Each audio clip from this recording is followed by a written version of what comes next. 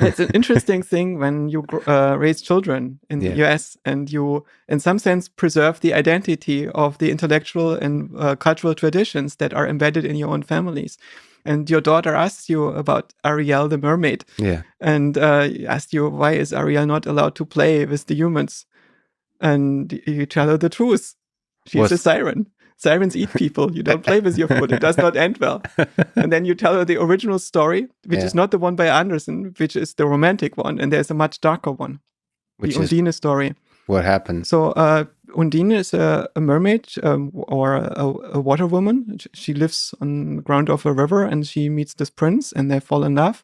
And the prince really, really wants to be with her. And she says, okay, but the deal is you cannot have any other woman if you marry somebody else, even though you cannot be with me, because obviously you cannot breathe underwater and have other things to do than managing your kingdom with you up here. You will die. And eventually, after a few years, he falls in love with some princess and marries her. And she shows up and quietly goes into his chamber, and nobody is able to stop her or willing to do so because she is fierce. And she comes quietly and sad out of his chamber. And they ask her, what has happened? What did you do? And she said, I kissed him to death.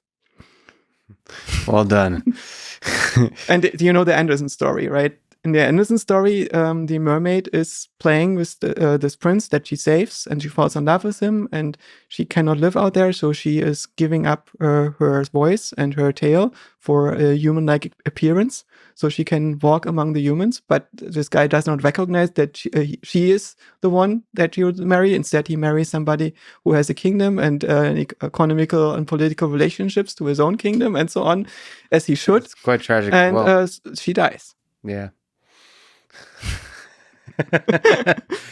So, yeah, instead Disney, the Little Mermaid story has a little bit of a happy ending. That's the American way. My own problem is with this, of course, that I read Oscar Wilde before I read the other things. So I'm inoculated with this romanticism. And I think that the mermaid is right.